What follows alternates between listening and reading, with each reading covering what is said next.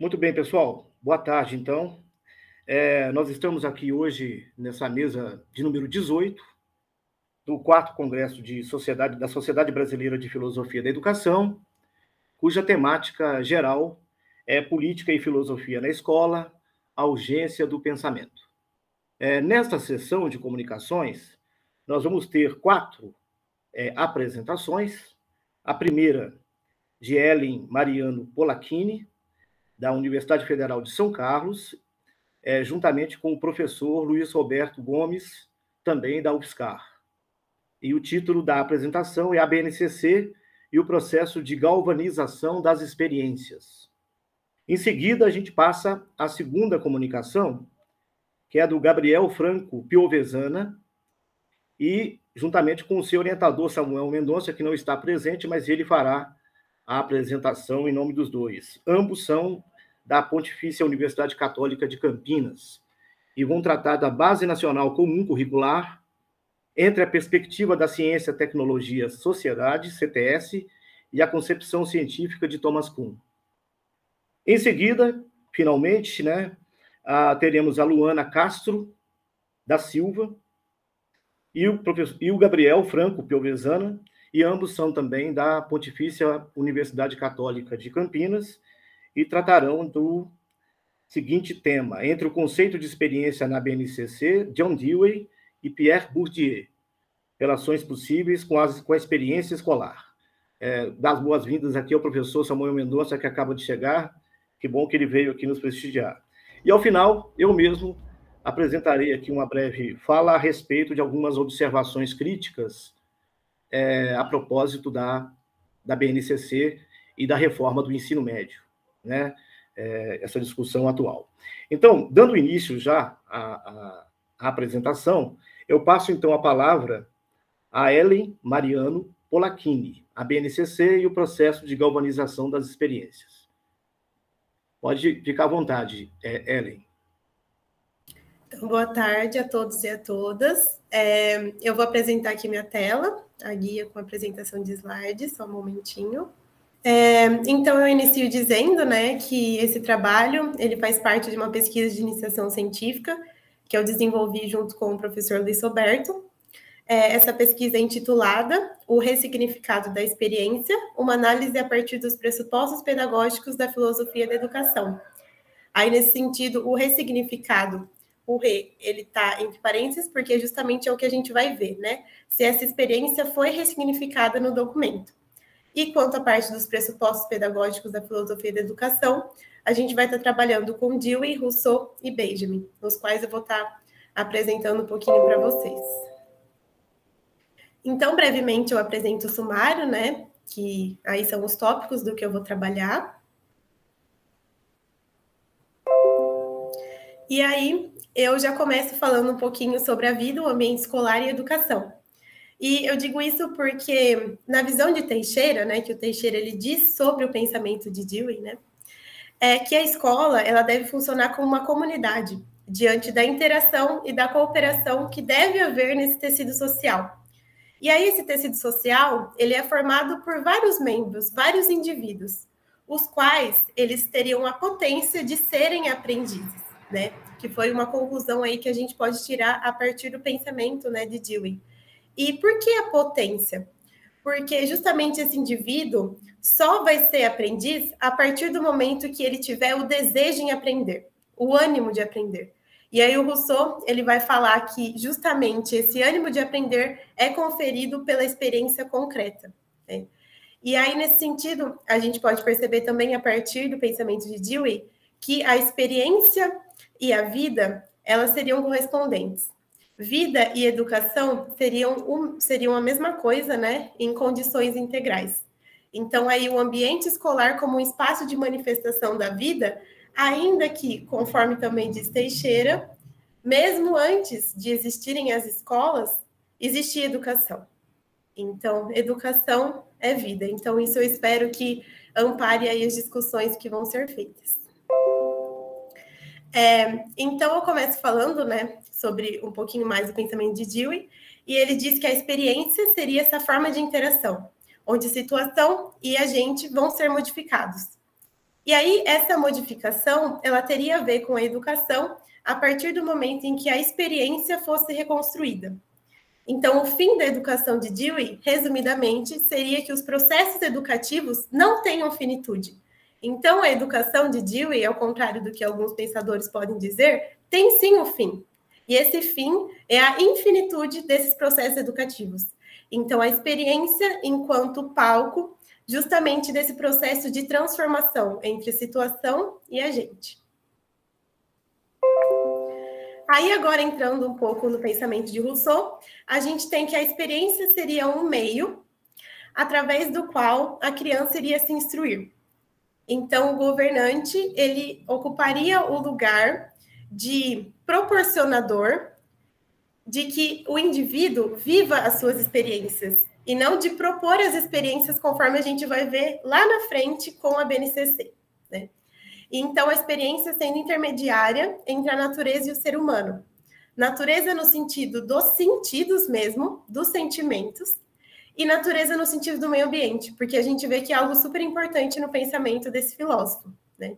E aí a gente pode pensar, nossa, mas quando será que seria o momento dessa criança ter esse contato com a experiência? E aí o Rousseau vai dizer que a experiência é o verdadeiro estudo a que nunca é cedo demais para nos dedicarmos, né? E aí, quanto aos erros e acertos desse tipo de aprendizado, que ele vai ser, na verdade, então, precedido pela criança, a gente vê que, à medida com que a criança vai tendo a oportunidade de expor as suas experiências e de viver as experiências, ela vai ser judiciosa. Ela vai ter o discernimento de quais são os acertos e os erros presentes, né, nesse processo de descoberta do seu ensino de aprendizagem. E aí, entrando em Walter Benjamin, né, já pensando no sentido da galvanização, a gente pode entender, conforme as palavras dele, que a experiência seria a máscara do adulto. Por que a máscara do adulto? Porque é como se o adulto se revestisse das experiências que ele viveu no eternamente ontem. É como se ele não pudesse mais, no presente, estar tendo novas vivências e novas experiências, né, em seu processo de descoberta do mundo, né? E aí a gente pode pensar, mas então a gente está fadado a viver nesse eternamente ontem? E o Benjamin vai dizer que não. Se nós permanecermos eternamente jovens, aí sim a gente pode estar vivendo novas experiências e realmente entender que o passado foi algo que aconteceu, né? E algo que talvez possa não ter sido feito com a presença de espírito, né? Com a presença da experiência efetivamente vivida, mas não cabe ao presente a gente está rememorando esse passado para, dessa forma, usar o presente como algo de recobrir esse passado, né? Então, a galvanização vai ser justamente isso. Esse processo de estar usando o presente como algo a ser uma camada do passado, né? E aí, nesse caso, o passado ele não vai ser superado, que é isso que a gente vai estar vendo. Então, a galvanização, no seu sentido literal, só para trazer um pouco para vocês, seria ato ou efeito de galvanizar, ou a operação de recobrir o ferro ou o aço com uma camada de zinco metálico para fins de proteção contra os efeitos da oxidação, zincagem. E aí, nesse sentido, então, o zinco metálico funcionaria como metal de sacrifício. Então, em termos gerais, no sentido metafórico, em Benjamin, a gente percebe que justamente esse presente seria o metal de sacrifício do passado. Então, se coloca o presente numa posição de sacrifício para que, de certa forma, possamos aproveitar o passado que não foi aproveitado. Que a gente enche de espírito agora o presente, mas rememorando o que a gente não viveu no passado. Então, o Benjamin ele vai dizer que seria uma oposição, a galvanização e a renovação autêntica. Renovação autêntica enquanto o presente, vivendo as experiências do presente realmente, e galvanização, no sentido de viver o presente com as experiências do passado. Então, o Benjamin ele vai dizer que devorou-se tudo, né? Cultura, homens. Nós ficamos saciados e exaustos ao mesmo tempo. Então, uma desilusão radical com o século e, ao mesmo tempo, uma total fidelidade a esse século, né? Então, é isso que a gente percebe em linhas gerais do pensamento de Benjamin, né? A partir da galvanização. E aí, já entrando na BNCC, a gente a vê como palco das habilidades e competências, né? E a gente enxerga que na BNCC a gente vê muito a dimensão procedimental do saber fazer. No sentido de que esse saber fazer não necessariamente está munido de espírito, né? E não necessariamente é uma constante reconstrução da experiência, né? Então a gente vê essa questão do pensamento dos autores não sendo aplicado, né, nesse contexto da BNCC, né? A gente percebe essa diferença de conceituação. E aí a BNCC, ela vai dizer, né, que essa concepção de criança, né, nesse sentido que ela emprega, não deve resultar no confinamento dessas aprendizagens e é um processo de desenvolvimento natural ou espontâneo, né? Então, essa questão de ir contra mesmo, né, é o que Rousseau fala, por exemplo, né, de deixar com que as experiências, né, a partir da condução do governante, né, que sejam propostas pelo indivíduo, né? E nesse caso, quem vai propor as experiências seria a própria BNCC no corpo dos professores, né? No caso. Então, ela fala que a organização e proposição pelo educador de experiências seria definida como a intencionalidade pedagógica. Então, é isso que a gente percebe na BNCC. E aí, falando brevemente da estrutura do documento, né, na educação infantil, que é foco da pesquisa, nós temos os eixos estruturantes, interações e brincadeira, direitos de aprendizagem e desenvolvimento, campos de experiências, objetivos de aprendizagem e desenvolvimento. A gente pode perceber que a experiência não é tida como um direito de aprendizagem e desenvolvimento. Ela não está entre conviver, brincar, participar, explorar, expressar e conhecer-se. E para além de ela não estar listada, também esses direitos não são conceituados enquanto experiências. Então, é como se todos esses direitos não fossem munidos pela experiência. Além disso, esses direitos de aprendizagem e desenvolvimento, eles vão ser garantidos pela experiência no corpo dos eixos estruturantes e dos campos de experiências. Então, nesse caso, a experiência é sim presente, mas enquanto instrumento para ser atingido um direito de aprendizagem que não é pautado na experiência, né? Então, é a instrumentalização da experiência que a gente vê. E aí, um exemplo que eu trago para vocês, mas para vocês perceberem a relação entre a percepção e demonstração que não é feita na BNCC. A gente percebe que para bebês, né, é proposto que se perceba que as situações têm efeitos nas outras crianças e nos adultos. E, enquanto as crianças bem pequenas, elas devem demonstrar atitudes de cuidado e solidariedade na interação com crianças e adultos. Já crianças pequenas, elas devem demonstrar empatia pelos outros, percebendo que as pessoas têm diferentes sentimentos, necessidades e maneiras de pensar e agir. Mas, refletindo sobre isso, a partir do momento que nós percebemos, implica numa atitude, né? O bebê, ele pode estar percebendo que com o seu choro, por exemplo, ainda que não consciente desse processo, traz a mãe para mais perto dele. Então, ele vai acabar insistindo nesse processo do choro para que seu objetivo seja atendido. Então, pensando nisso, se a BNCC, desde os bebês, né, não começa a unir a demonstração com a percepção, é algo que a gente vê uma visão muito limitada do processo de experiência, porque a experiência é expansão, né? Experiência é o aluno se colocar na posição, né, em que ele vai demonstrar as experiências que ele precisa. Então, que a demonstração seja trabalhada até com os bebês, né? Então, é um pouco da reflexão que fica. E aí, finalmente, né, com tudo isso, a gente viu as 3 conceituações de experiência, né? Enquanto espírito, enquanto natureza, enquanto movimento, né?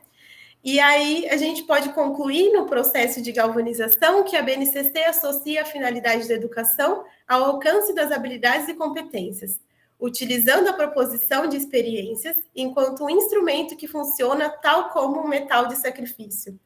Então, as habilidades e competências, elas vão estar numa situação como se fosse o aço ou o ferro, né? E, no caso, as experiências, né, sendo propostas pelos professores, enquanto o zinco metálico, né? Enquanto o metal de sacrifício. Então, as experiências utilizadas enquanto um instrumento para serem realizadas habilidades e competências, as quais a gente sabe, né, conforme as discussões, né, que se tem sobre a BNCC, que são focadas no mercado de trabalho, né.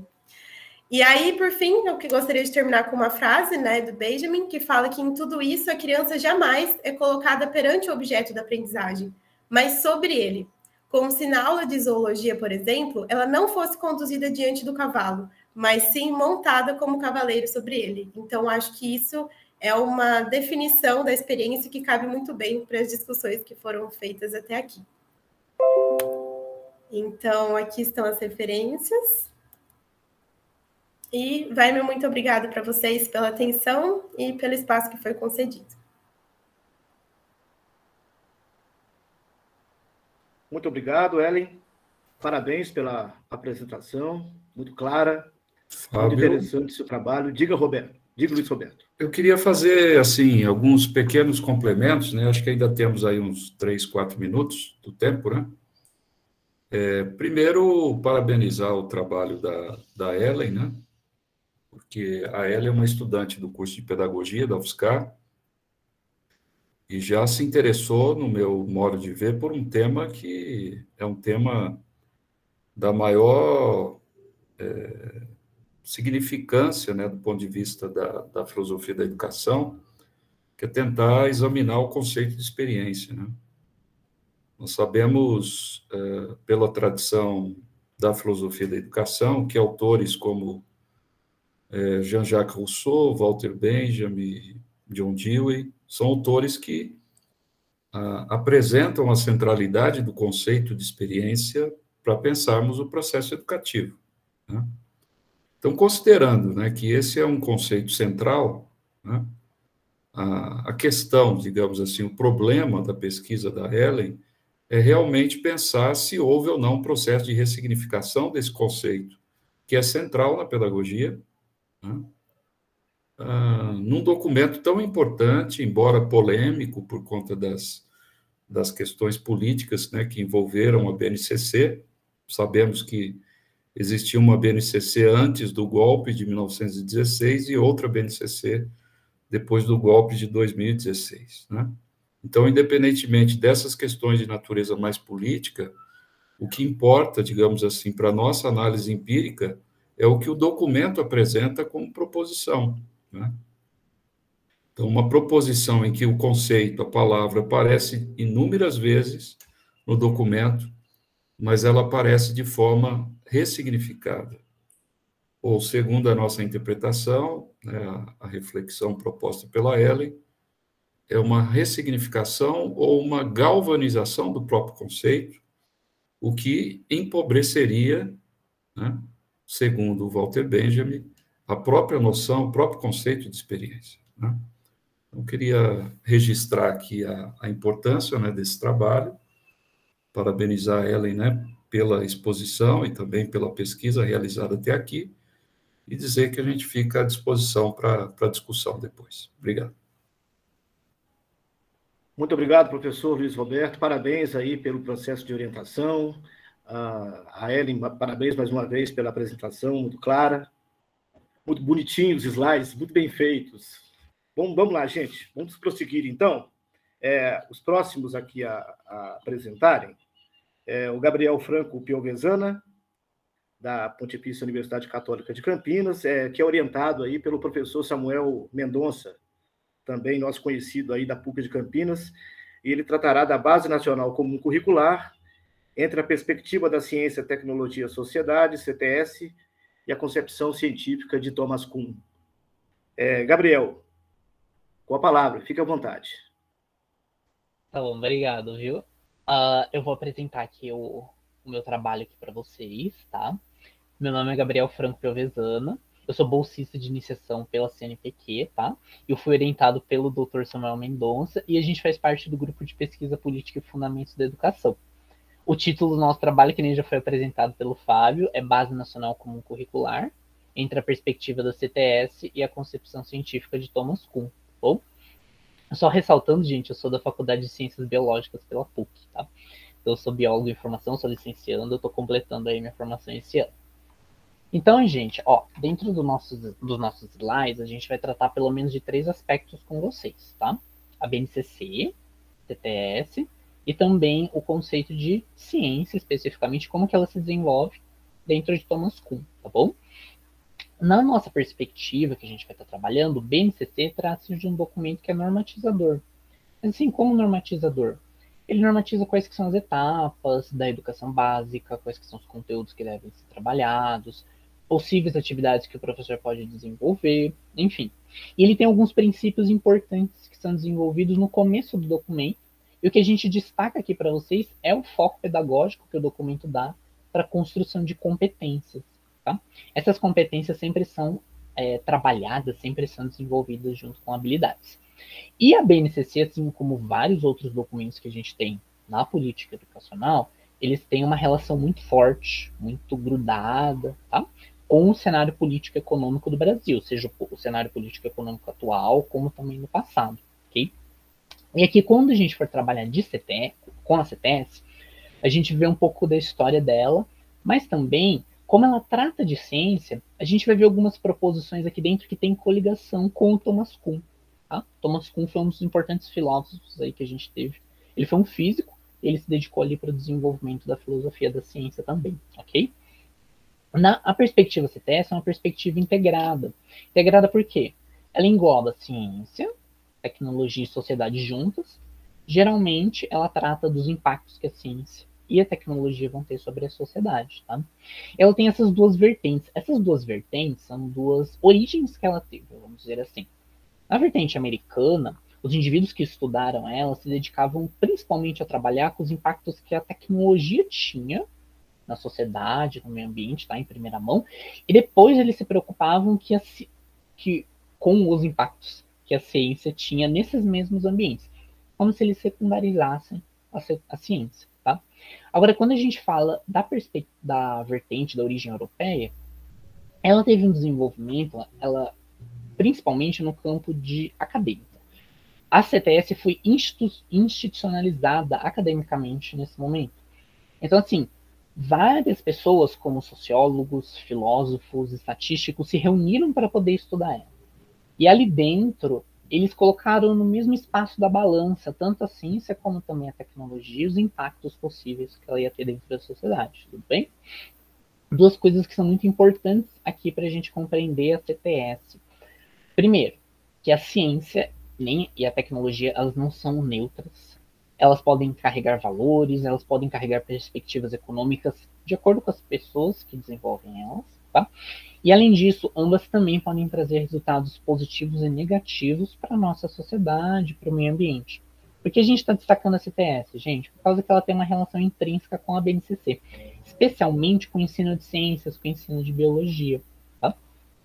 E dentro de Thomas Kuhn, dentro também da CTS e no próprio texto da BNCC, a gente encontra essa ideia de letramento científico, que seria uma forma de introdução, no caso da BNCC, por exemplo, dos educandos aos parâmetros da ciência e biologia, aos parâmetros da história, aos parâmetros do que seria a matemática, ok? Tudo bem? Então aqui, voltando para a parte da educação, eu estou destacando aqui para vocês uma frase da nossa Constituição, que o resumo dela é assim: a educação deve trabalhar diversas dimensões do ser humano. Então, ela colabora para a construção da sociedade, ela colabora para os princípios de cidadania, para as expressões corporais dos indivíduos, para as partes de conhecimentos científicos, tecnológicos. Então, ela desenvolve a pessoa de uma forma integral, tá? Só que, paralelo a isso, a gente observa que algumas perspectivas curriculares atuais, não só no Brasil, em vários outros países, no Chile, por exemplo, Austrália, que foram países que, inclusive, adotaram as suas próprias BNCCs. Tá? Então, os currículos desses países tratam de pragmatismo, de êxito prático.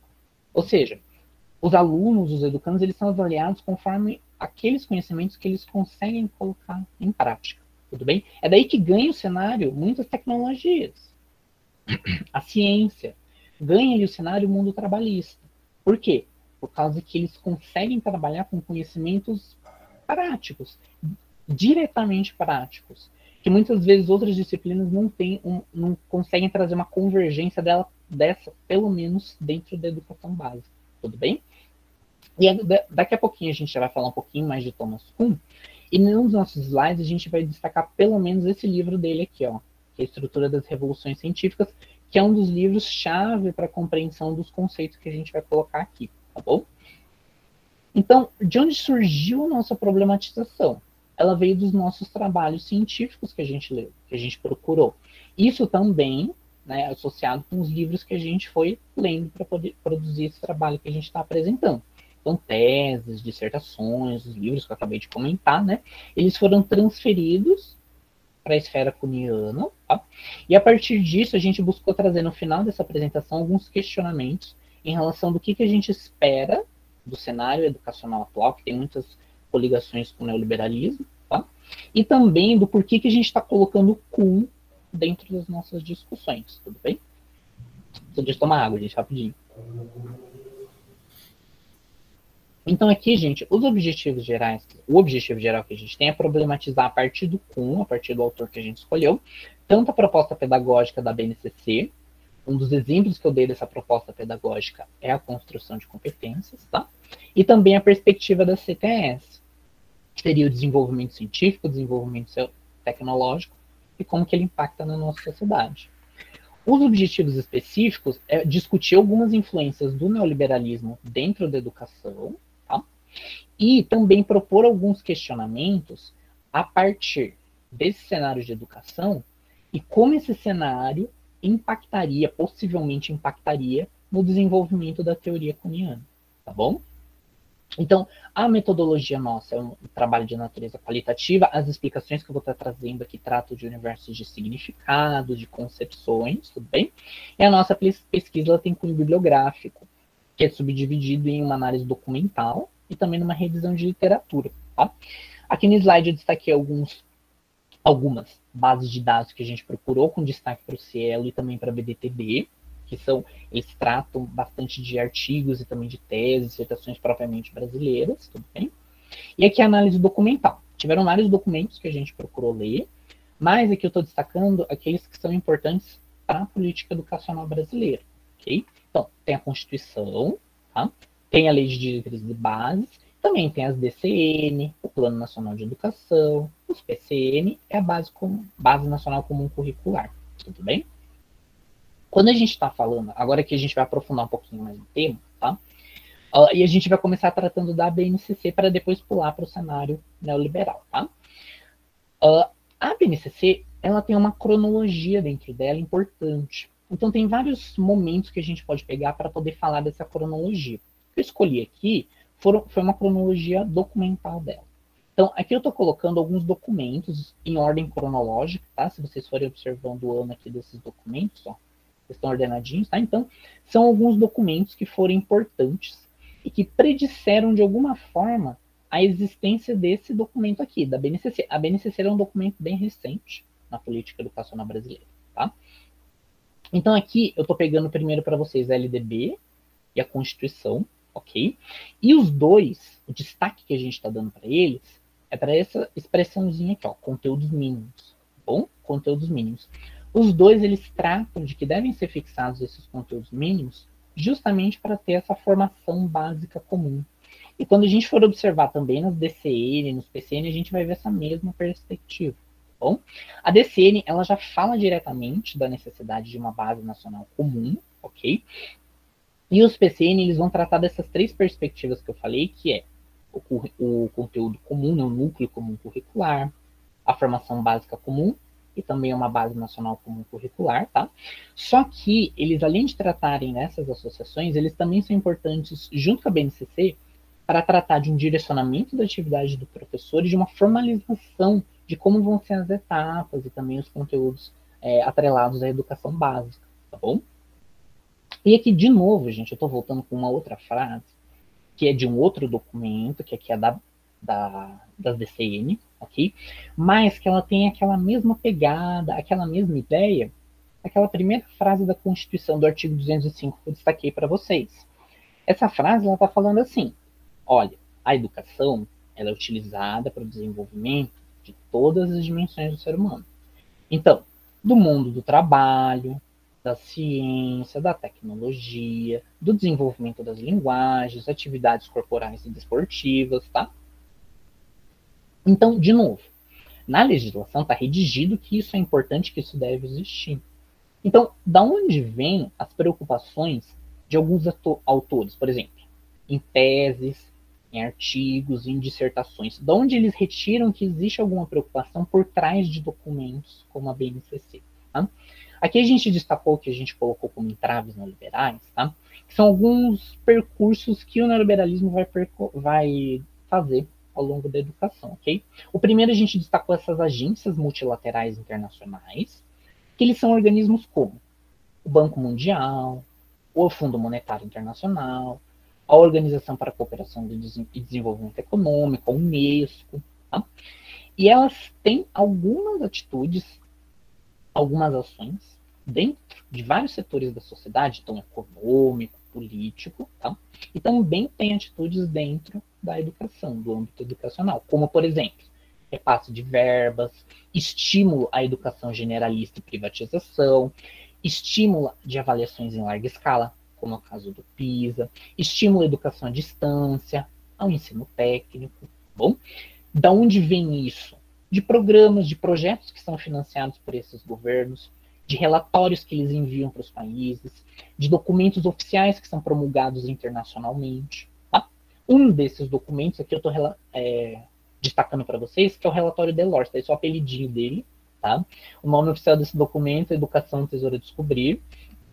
E esse documento, ele traça assim, ele traça um cenário educacional internacional e atrela problemas a isso, como, por exemplo, níveis de pobreza, analfabetismo. Ele chega até a associar alguns outros problemas um pouco mais derivados, como fome, enfim, junto com o âmbito educacional, tá?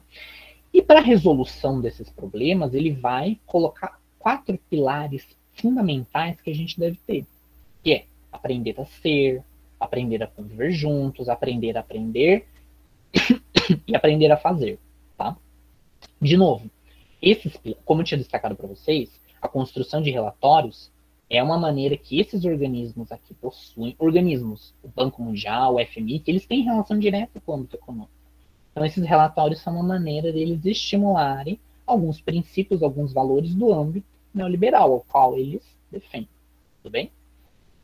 Então, continuando, a gente começa a perceber que, pelo menos a partir da metade do século XX para frente, a gente vai começar a ter uma relação muito forte entre educação e reprodução do capital humano. Dentro disso, alguns princípios são inculcados na educação. Que princípios? Eficiência, eficácia, produtividade e um novo princípio que é um pouco mais atual que chama flexibilidade. Tá? A aprendizagem flexível trata de uma educação generalista, alguns autores até chamam de aligeirado, tá? Mas o forte dela está em considerar que, ao longo da trajetória formativa de uma pessoa, ela deve ser colocada em constante contextualização dos conhecimentos que ela tem, em constante prática com os conhecimentos aos quais ela está lidando em sala de aula. É a partir daí que vem o aprofundamento, apesar de ser uma educação aligerada, é a partir daí que vem o aprofundamento dentro de uma perspectiva de aprendizagem flexível. A pessoa, apesar de ela poder ter uma trajetória mais encurtada na educação, ela está todo dia trabalhando com algo que possivelmente ela vai empregar no mundo do trabalho, no emprego que ela for escolher futuramente. Tá bom? Então, nesse cenário, as capacidades humanas como criatividade, intelecto, enfim, elas são consumidas, elas são transformadas em valores rentáveis, elas são transformadas em bens que podem ser consumidos e vendidos, e até mesmo reciclados. O capitalismo passa por ciclos de reciclagem, então, muitas vezes, várias partes da sociedade são recicladas, então disso como perspectivas teóricas ou formas de investimento, redirecionamento de investimentos. Então, se valores, se o conhecimento humano começa a ser impregnado desses princípios que eu passei aqui para vocês, uma hora eles também começam a entrar nessa roda de reciclagem que tem no sistema capitalista, tá? Agora, saindo um pouquinho desse momento, entrando com o Kuhn, para depois a gente fechar com os nossos questionamentos. O Kuhn, gente, ele trata de vários aspectos, dentre eles o desenvolvimento científico. Para o Kuhn, a gente tem o que a gente chama de ciência normal. Ciência normal seria, por exemplo, a matemática, a biologia, simplificando a história, tá? E essas ciências, elas têm os estágios de desenvolvimento delas. No começo, elas não sabem muito bem o que elas devem pesquisar, como elas devem pesquisar, quais são os conjuntos de teorias ou leis, postulados que elas devem carregar, tá? Nos estágios finais, essas características estão já bem mais definidas. Por quê? Por causa que as ciências, ao longo do desenvolvimento delas, começam a estruturar no cerne delas, no centro delas, um paradigma. Já a gente vai falar o que é. Tá? E os questionamentos que essa ciência vai tendo, os fenômenos que ela vai observando, ela vai tentando adequar dentro desse paradigma. Os quebra-cabeças, que o Kuhn fala, são justamente os problemas, os fenômenos, enfim, que a ciência contextualiza dentro do paradigma dela. Essa frasezinha que eu coloquei para vocês é justamente para relatar como o paradigma é importante para uma ciência. Perceba, gente, que sem um paradigma ou sem algo que se aproxime de um paradigma, a ciência ela fica como se ela estivesse nublada. O autor ele fala que é até assim, ó, na ausência de um paradigma ou de algo parecido com ele, de algum candidato para paradigma, todos os fatos que possivelmente pertencem ao desenvolvimento de determinada ciência têm a probabilidade de parecerem igualmente relevantes. A ciência não tem um foco. Ela fica como se ela tivesse perdida, como se ela estivesse cega, tudo bem? Então, o paradigma é um conjunto de leis, de teorias, de aplicações, de instrumentos, metodologias que a ciência vai desenvolvendo, ela vai se impregnando disso para ela conseguir definir o que ela precisa pesquisar, como ela vai pesquisar. Então, com isso, ela consegue unir o passado que ela tem com uma perspectiva de futuro para que ela direcione os cientistas dentro dela para o foco que ela deseja ter no nosso mundo, tá? Considerando a ciência como uma atividade humana, tudo bem? O paradigma ele é constantemente retroalimentado pelos quebra-cabeças com o qual ele trabalha e ele é difundido em, por exemplo, manuais, congressos, enfim, tá bom? Crises, gente, são um momento em que a gente acumula anomalias, tá? Anomalias, elas são alguns quebra-cabeças pouco ou quase nada compreendidos por uma ciência. Então, assim, se você tem um acúmulo muito grande de anomalias, elas vão ali enchendo aquela ciência cada vez mais de um conteúdo muito grande que os cientistas não conseguem compreender, uma hora essa ciência entra em crise, algumas regras da ciência normal deixam de atuar nesse momento e, conforme for a atuação dessas anomalias, pode haver uma revolução científica. É quando um paradigma ele é percebido que ele não consegue lidar com todos os fenômenos que estão sendo deixados para que aquela ciência possa estudar, tá bom? Então, quando acontece essa revolução científica, a gente começa a ter mudanças muito grandes. Pode ser em teorias, pode ser nas metodologias de uma ciência, enfim, tá bom? Então, gente, para finalizar aqui a nossa discussão, a gente colocou alguns questionamentos em relação a essas duas vertentes. A educação com perspectivas neoliberais e o desenvolvimento científico. Será que, se a gente tem hoje um foco na aprendizagem flexível, quais que poderiam ser os impactos disso dentro das ciências? Dentro do desenvolvimento científico que é proposto por Kuhn? Sendo que, assim, dentro da ciência, um princípio básico que a gente tem que respeitar é o questionamento em relação ao nosso próprio conhecimento, mas hoje em dia a gente tem um foco muito mais na prática, um foco em conseguir um emprego, um foco em se manter dentro de um emprego depois que você consegue, tá bom? Aqui a gente destacou os aspectos profissionalizantes e investigativos de um paradigma, que são todo esse conjunto de atividades que os cientistas têm em direção a formulações dentro da ciência na qual eles trabalham, tá? Outro questionamento, que seriam se existem possíveis maneiras quantitativas ou até mesmo qualitativas de a gente conseguir metrificar como uma ciência poderia ser impactada pelas perspectivas de êxito prático que a gente tem hoje em dia na educação. E se, a partir da vigência da predominância, na verdade, de alguns princípios, como, por exemplo, eficiência, produtividade, competitividade, e, de novo, estão sendo colocados na educação, será que isso impactaria o paradigma de alguma forma? Será que isso impactaria a ciência de alguma forma, o desenvolvimento científico de alguma forma? Então, finalizando aqui a nossa apresentação, aqui estão as referências. tá, gente? Eu agradeço a atenção de vocês. Obrigado, viu? Parabéns, Gabriel. Muito obrigado aí pela participação. Parabéns ao professor Samuel Mendonça pela orientação e acompanhamento deste trabalho. Parabéns à dupla aí da PUC de Campinas. Bom, pessoal, então com essa inversão, essa pequena inversão, né, eu fico encarregado aqui de fazer a apresentação do meu trabalho, né? O que eu me propus a fazer, até achei muito interessante essa mesa ter vários participantes aqui tratando da BNCC e desses documentos recentemente aprovados, porque essa tem sido também algumas preocupações que eu tenho enfrentado e procurado discutir com os meus alunos, né, sobre esses novos documentos que estão aí. Então, assim, eu vou fazer uma leitura, aí vocês agora vão ver que em filosofia tem aquele pessoal que fica lendo, né? Então, desculpem, não preparei assim um slide propriamente para apresentar, mas eu vou lendo e vou comentando rapidamente com vocês, e em alguns momentos eu devo até pular alguma coisa aqui que eu escrevi, tá certo? Bom, então, vamos lá.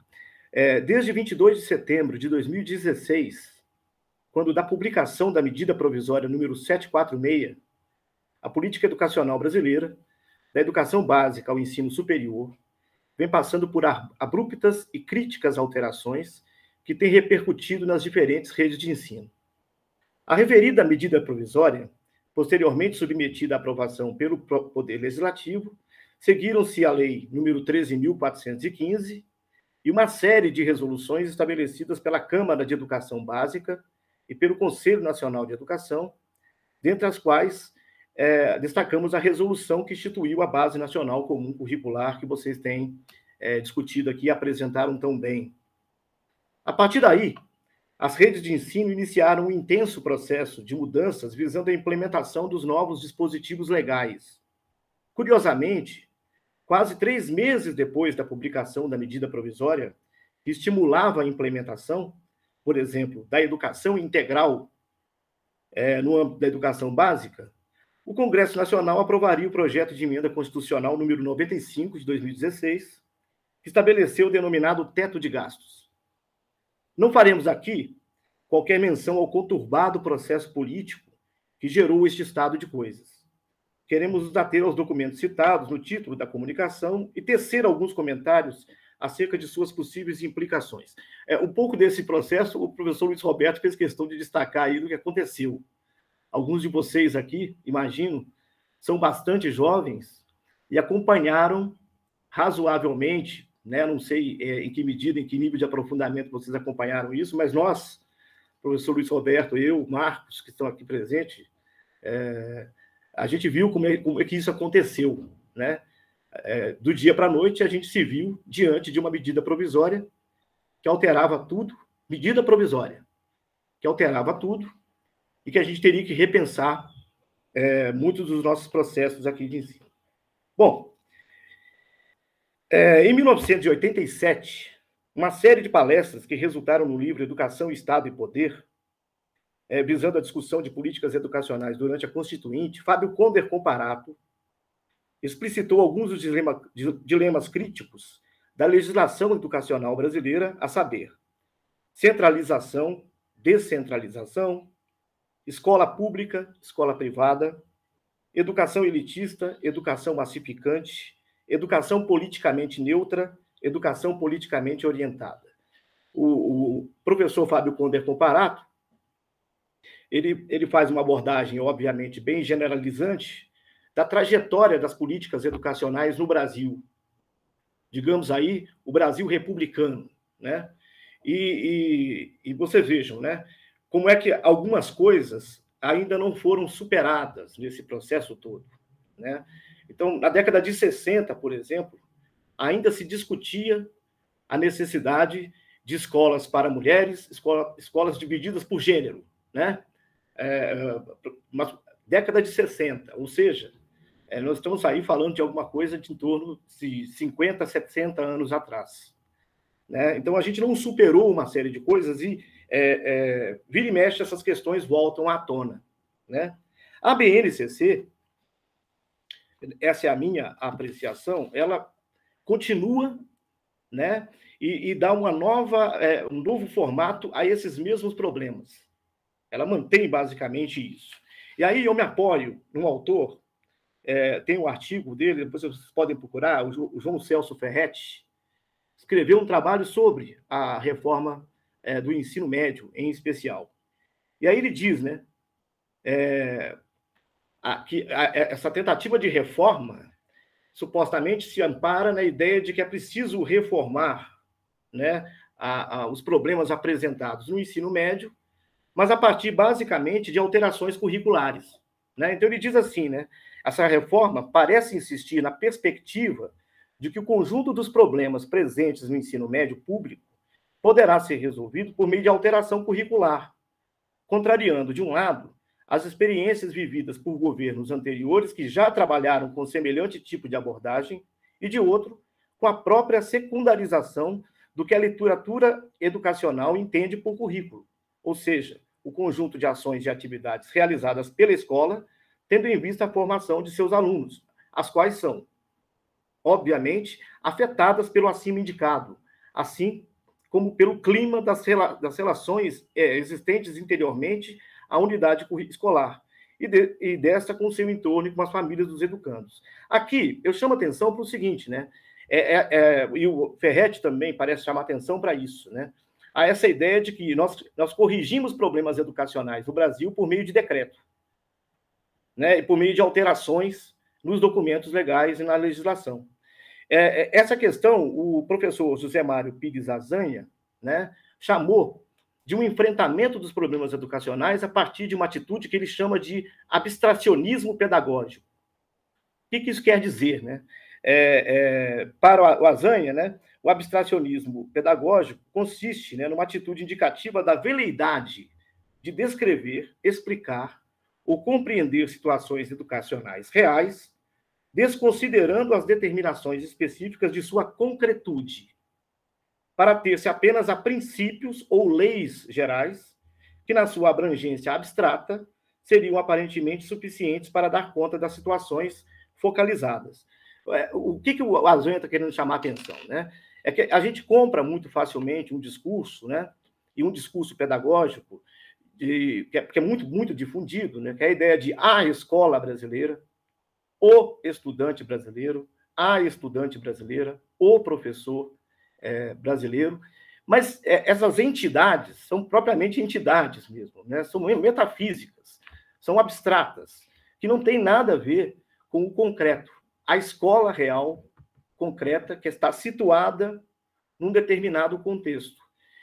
E isso é muito interessante porque denuncia, né, ou mostra para a gente como é diversa a escola brasileira, como é diverso o professor, a professora brasileira, como são diversos os estudantes e as estudantes brasileiras. Entendem?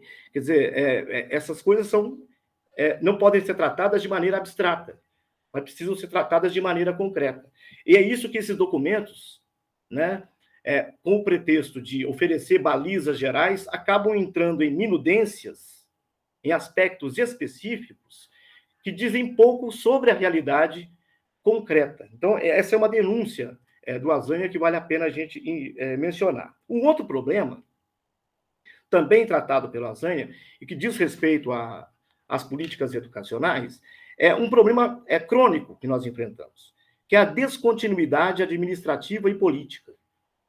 Quer dizer, as políticas são implementadas, mas não há tempo suficiente para verificar qual o impacto de uma política. Quer dizer, de uma hora para outra, altera-se. Então, vocês viram, o Gabriel apresentou aí um conjunto de normas que foram sendo apresentadas, né? As DCNs, os PCNs, etc. Mas notem, né? Há mudanças. Nós sabemos, impactos em educação não são medidos, né, a curto prazo. É um trabalho de médio e longo prazo, que você só consegue avaliar depois. Se nós mudamos abruptamente as nossas políticas e a direção, nós nunca chegamos a lugar algum. E é isso que me parece que as atuais mudanças têm acarretado, né? Aí eu passo, então, para alguns outros problemas, né? Primeiro, a própria organização curricular da BNCC. acho que vocês todos aqui hão de concordar, né?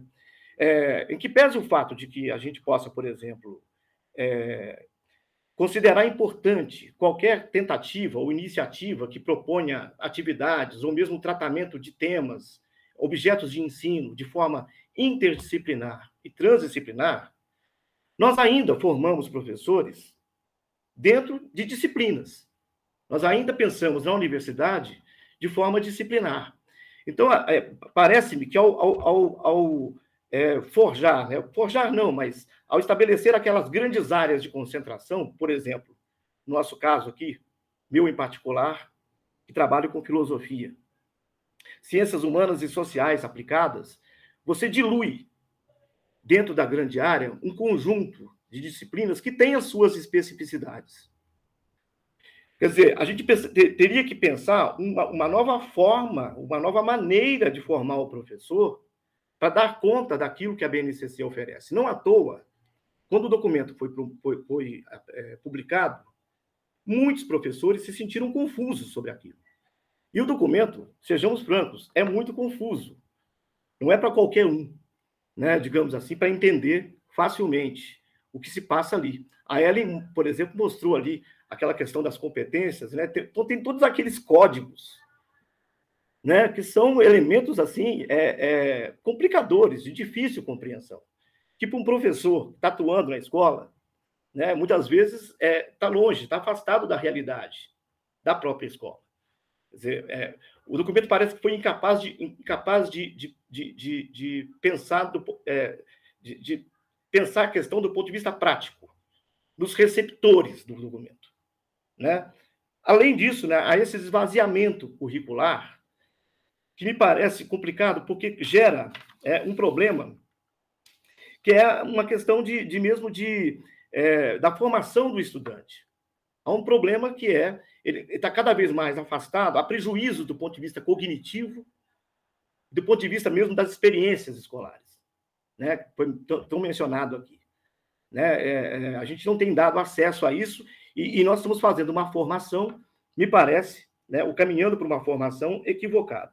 Eu entro aqui em algumas minudências da BNCC, por exemplo, em cada área, em cada grande área, você tem um conjunto de temas, né? Por exemplo, no caso das ciências humanas, né, no ensino médio, né, a gente teria tempo e espaço, território e fronteira, indivíduo, natureza, sociedade, cultura e ética, política e trabalho. E, bom, diante dessas temáticas centrais, o professor de história, geografia, ciências sociais, sociologia, filosofia, digamos, teria que, bom, se vira nos 30, agora vê aí como é que vocês conversam e fazem isso acontecer. O resultado prático disso, né, a gente está vendo, assistindo, aqui em Minas Gerais, pelo menos, né, eu posso afirmar com alguma segurança, é que, basicamente, a BNCC trouxe pouco impacto do ponto de vista de mudanças. O esquema disciplinar ainda prevalece, com algumas alterações, né, em termos de carga horária, em termos de distribuição nos 3 anos do ensino médio, dos conteúdos, etc. Mas, basicamente, se manteve a mesma estrutura. Só que piorada, né? Porque agora desorientada por um documento que, na minha avaliação, orienta pouco, né, para o trabalho do professor efetivamente ali. Outro aspecto importante, né, que ao diluir essas especificidades, há um sério risco para um problema que a gente vem enfrentando, que é o problema da desprofissionalização do magistério, que é uma questão bastante séria, bastante grave. Quer dizer, há um texto do professor Antônio Nova, publicado em 2017, que eu cito aqui no trabalho.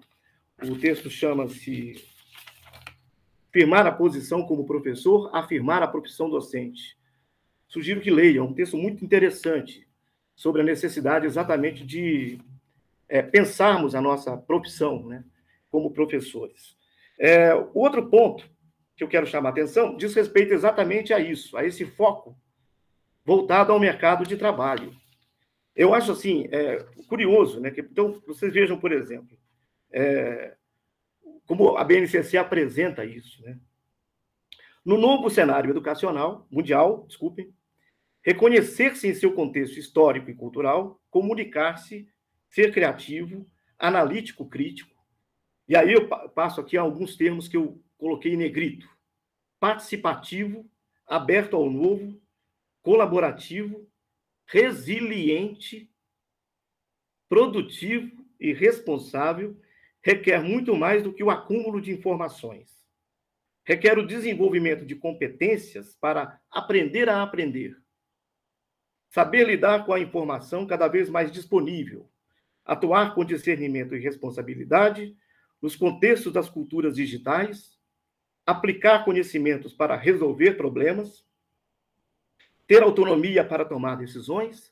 Ser proativo para identificar os dados de uma situação e buscar soluções, conviver e aprender com as diferenças e as diversidades. Tirando aqui, né, algumas poucas coisas razoáveis, há aqui uma tábua de valores do capitalismo neoliberal, né? Proatividade, resiliência. Então, vejam, a coisa chega... Quando a Ellen falava de experiência, etc., eu fiquei pensando, quer dizer, então a escola teria, então, ou a educação teria, então, de provocar experiências a fim de que o aluno desenvolva a resiliência. No mínimo, estranho isso. Quer dizer, claro que nós convivemos com frustrações durante a nossa vida toda, e é isso que a Ellen estava mencionando, evocando o Dewey. Vida e educação estão juntas. A gente aprende assim, né? Mas acho estranho o documento apresentar um conjunto de valores que nitidamente está voltado para a formação de um indivíduo para o mercado de trabalho, pura e simplesmente, né? Para atender ou satisfazer a essa ânsia do mercado de trabalho. O outro ponto, que eu não poderia deixar de mencionar,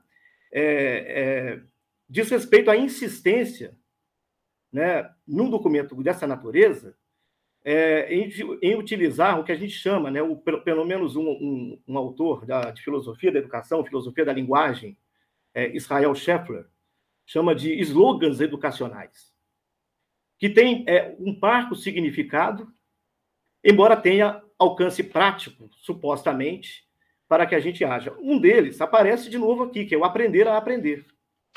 Então, só para analisar aqui um pouco, chamar a atenção disso, o professor Azanha examinou essa questão num texto intitulado precisamente Aprender a Aprender, né? Então, ele diz assim, ó: aprender a aprender é um slogan que tem aparecido com grande frequência em documentos oficiais. Isso desde a década de 90, especialmente, tá?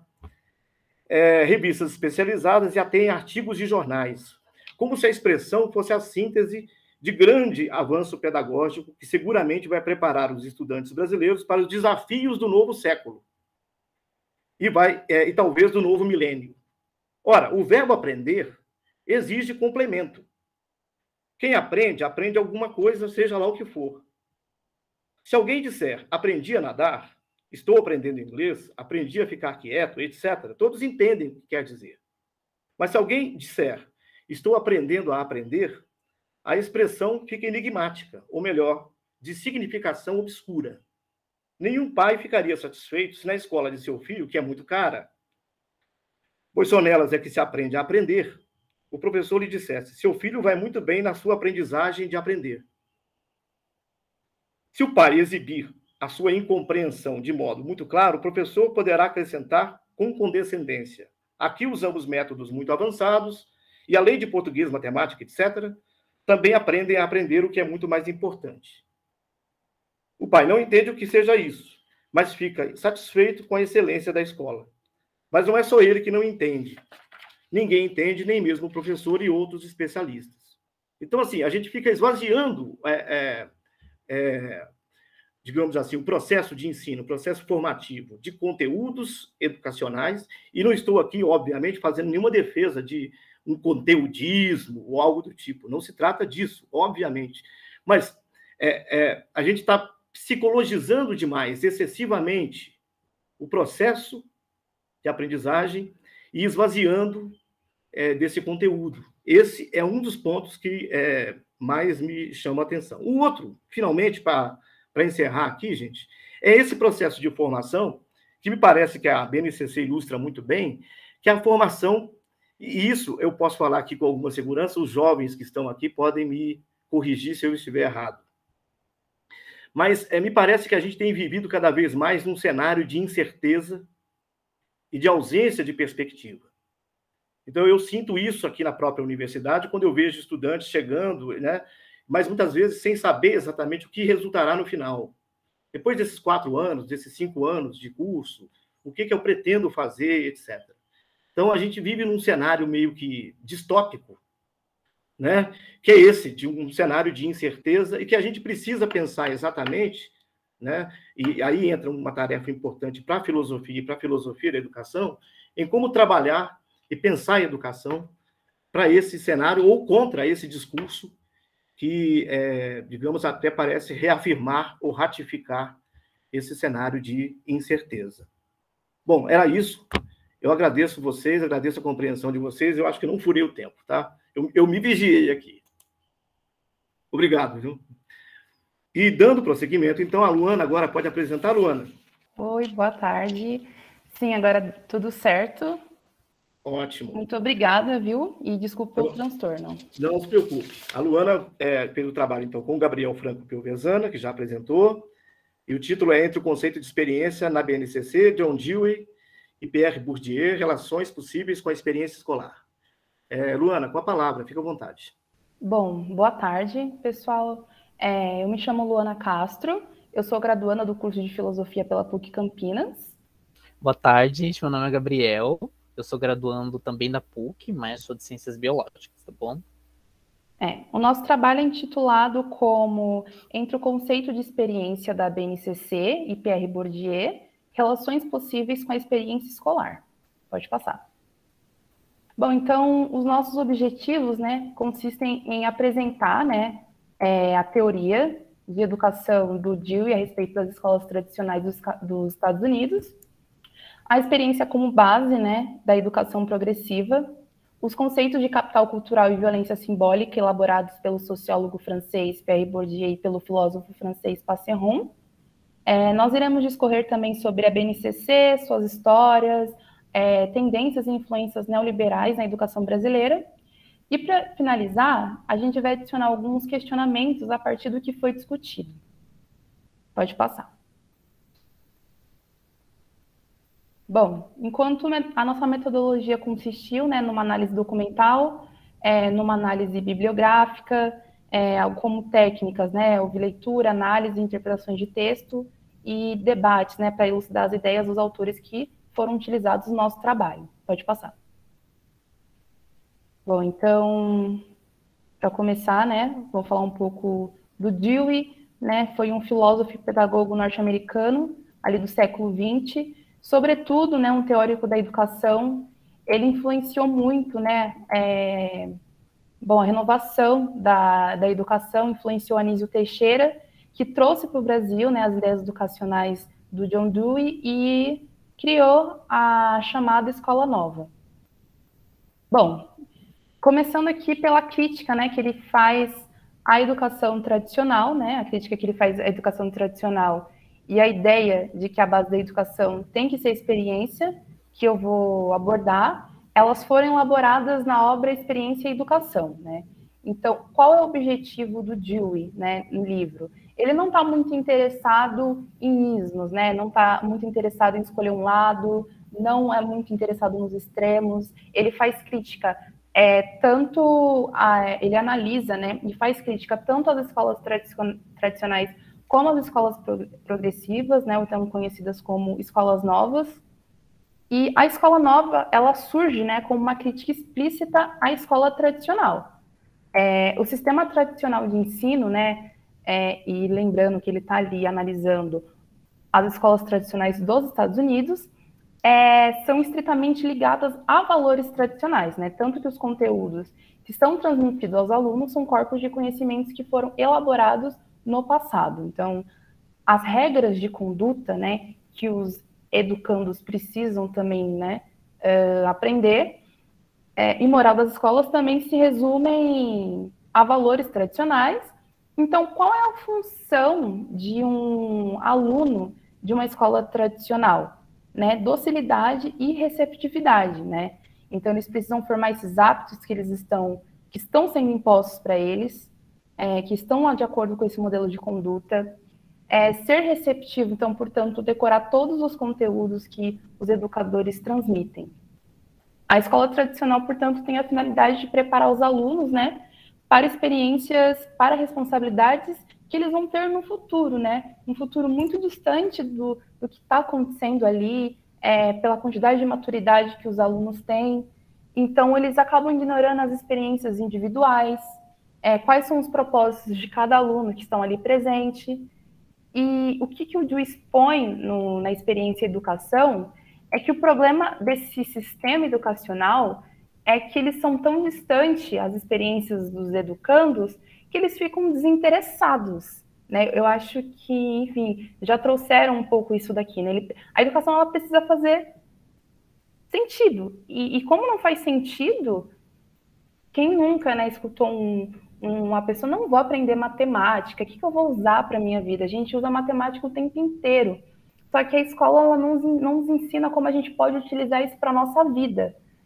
Então, isso dificulta muitos alunos participarem ativamente do próprio processo de aprendizagem, o que fica bem elucidado, que então o objetivo da educação tradicional, o centro não é o aluno, né? E sim os conteúdos. E ao contrário da escola tradicional, a escola progressiva, ela tem como foco o centro, o estudante. Então, o seu princípio é que a educação e as experiências dos educandos são intrínsecas, né? Tem tudo a ver, a experiência individual com a educação. Toda educação, todo conhecimento para o Dewey é adquirido genuinamente, através da experiência. Então, como eu falei, né? Então, ao contrário da escola tradicional, a escola progressiva tem como base a experiência e eles levam em consideração que a educação precisa ter como base os próprios questionamentos, propósito e os apelos vitais dos estudantes, né? E daí o Dewey, enfim, como eu digo, ele não defende uma para atacar a outra, ele coloca alguns problemas na mesa ali, né, quando ele está, enfim, fazendo a obra. Então, qual é o lugar que a matéria curricular e sua organização tem dentro da experiência? Como conhecer o passado para lidar o presente, né? Porque, como eu disse, assim, a educação tradicional está muito ligada ali a conhecimentos elaborados no passado, mas o Dewey não quer dispensar que não tem importância. O problema é como é utilizado dentro da escola tradicional, esses conhecimentos que foram elaborados no passado, né? Como que o aluno pode utilizar esses conhecimentos para compreender o próprio contexto histórico-cultural. Agora, no que diz respeito aos conceitos que foram formulados pelo Pierre Bourdieu e Passeron, né, a princípio, eu gostaria de ressaltar que para eles a escola, dentro, né, do sistema capitalista, ele é um instrumento para a classe dominante para legitimar a sua cultura e acentuar as diferenças, né, que existem dentro da sociedade. Então, de acordo com esses teóricos, a escola ela é moldada, né, de acordo com a vontade da classe dominante. Então, ela utiliza essa classe dominante, para desfavorecer uma população mais pobre, logo favorecendo ainda mais a marginalização, né, que vai discordar daquele conceito de muitas pessoas acreditam que a educação que vai acabar com a desigualdade social. Não, os teóricos acreditam que esse tipo de educação favorece mais ainda a marginalização, né? E o que é o sistema de ensino como violência simbólica, né? A violência simbólica ela acontece pela ação pedagógica, então é o processo ali que a classe dominante ela vai impor a sua cultura para a população através de um sistema escolar, né? Então elas são usadas como reprodução de conteúdos no qual o sistema acha necessário, sendo passada de forma natural e legítima, como se a cultura dessa classe dominante fosse a certa, fosse natural, né? E a cultura da periferia, o funk, o rap, elas fossem a cultura errada, né? E quem? Os alunos mais privilegiados socialmente, né? Que existe ali o capital cultural, a bagagem, né? Todo aluno vem com alguma experiência, né? Não são pacotes vazios. Então, alunos que vêm de uma classe social mais favorecida acaba tendo mais facilidade em adquirir determinados conteúdos por conta do capital cultural. Pode passar o slide. Então, gente, eu agradeço aí pela apresentação da Luana, né? Que ela deu uma introduzida no nosso trabalho.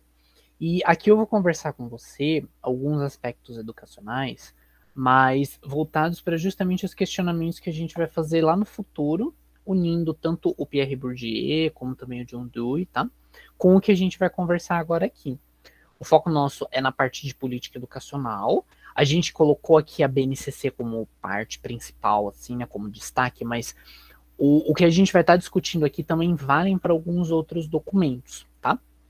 Então, que nem a Luana tinha destacado lá no começo, a gente não vai ter um foco na BNCC ou em outros documentos para falar, por exemplo, de partes mais técnicas, né? Por exemplo, como eles estão divididos, quais que são os principais objetivos desses documentos, quais que são princípios pedagógicos que eles defendem, enfim. Mas aqui a gente vai tentar primeiro tratar de uma contextualização deles, né? Aqui a gente vai colocar dois tipos de cronologia para vocês, uma cronologia documental e também uma cronologia mais histórica, político-pedagógica, tá? Para depois a gente focar em algumas concepções que estão sendo passadas do âmbito neoliberal para dentro da educação, tá bom? Primeira parte aqui que a gente colocou é uma cronologia documental. Mas por quê? Antes de existir a BNCC, assim, ela foi um documento que é recente, a homologação dela foi mais ou menos lá para o finalzinho de 2017.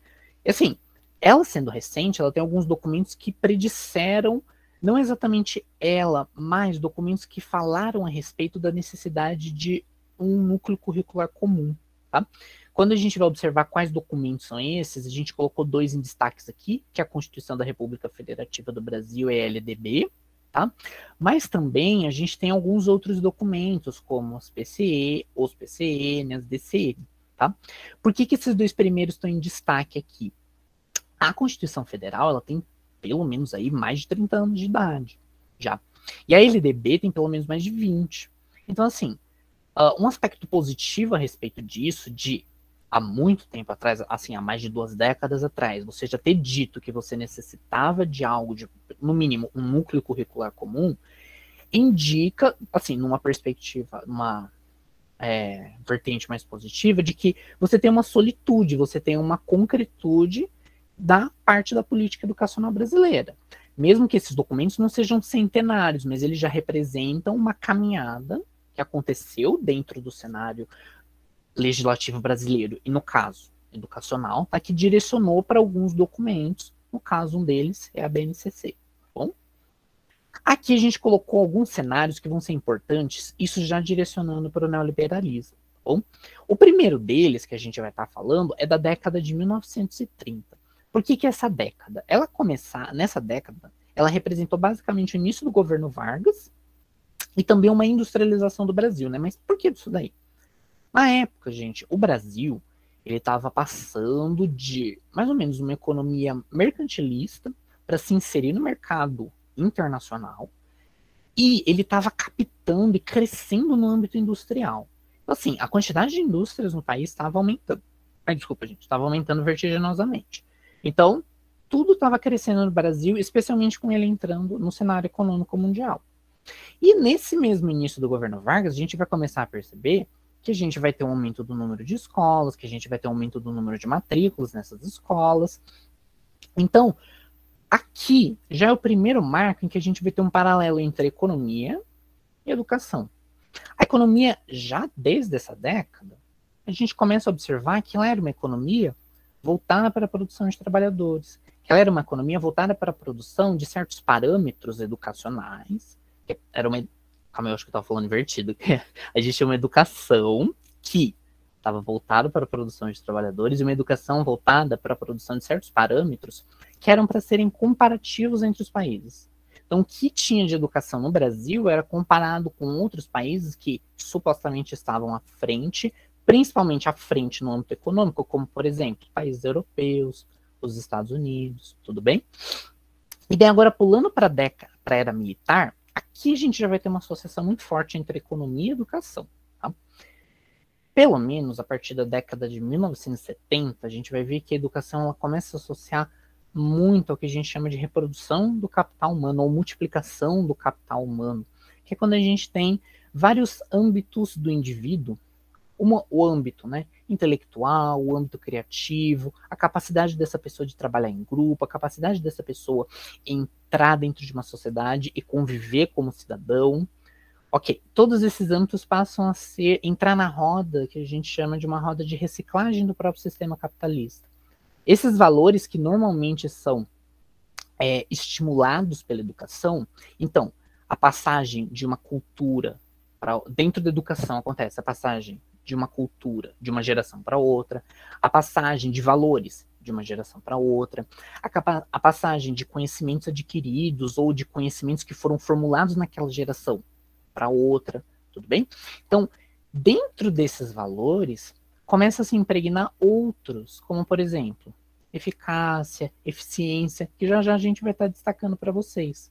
E dentro da era militar, além de a gente estar passando por esse momento, a gente também estava modernizando o país, principalmente num sentido capitalista.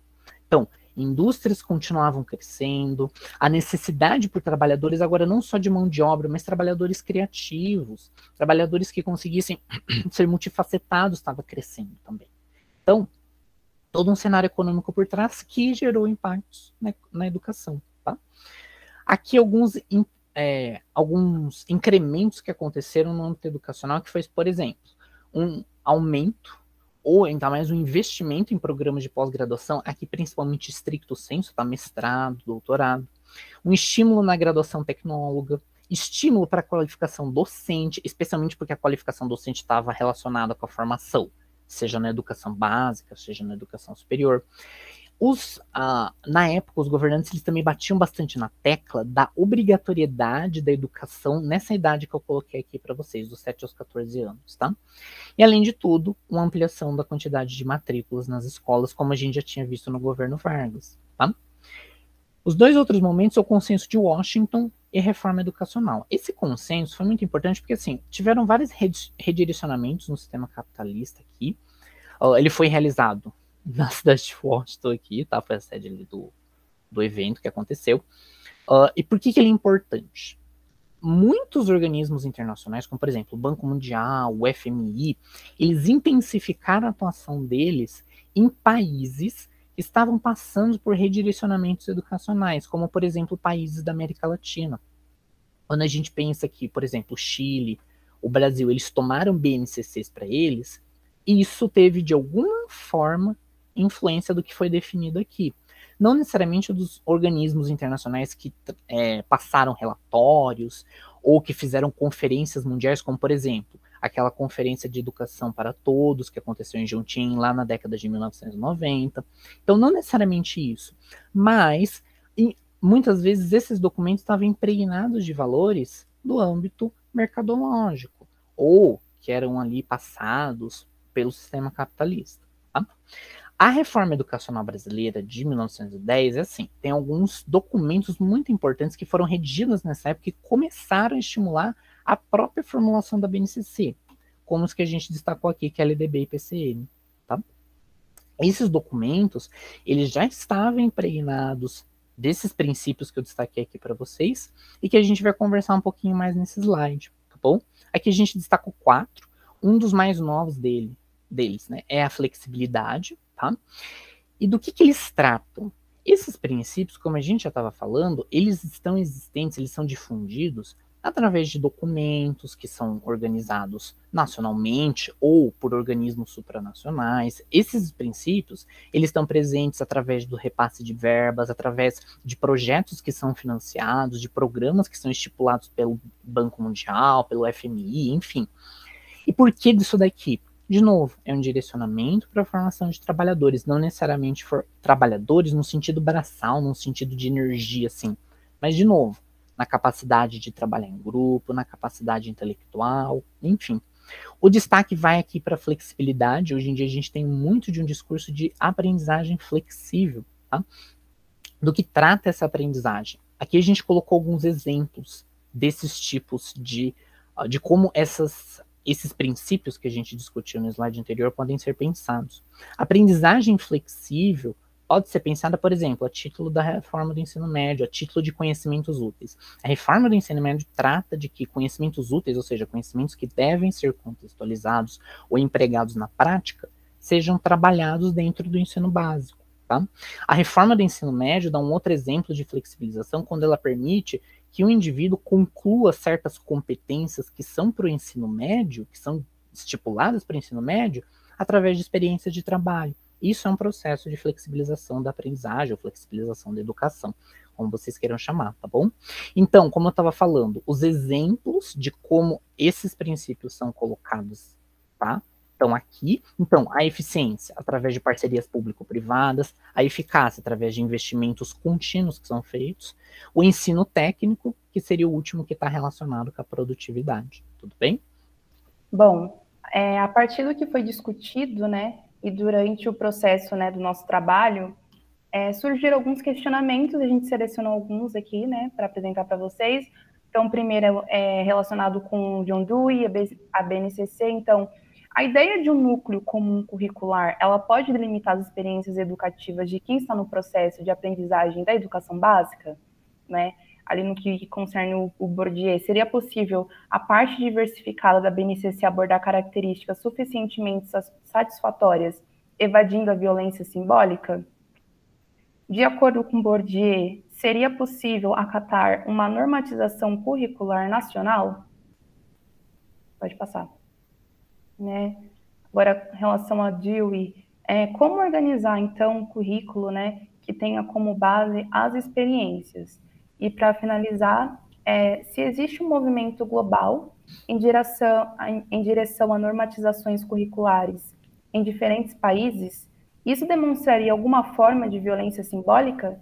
Quem escolhe os conteúdos dentro dessas normatizações? Então, para finalizar, é isso. Muito obrigada pela atenção de vocês. Obrigado, Luana. Obrigado, Gabriel. Parabéns pela apresentação, mais uma vez. Bom, gente, assim, nós encerramos aqui a série de apresentações da mesa 18 do 4º Congresso Brasileiro, da Sociedade Brasileira de Filosofia da Educação, cujo tema era exatamente este, né? Política e filosofia na escola, a urgência do pensamento. Nós agradecemos aqui, eu agradeço em nome da organização, né, e como coordenador da mesa, a participação de todos os comunicadores e pesquisadores.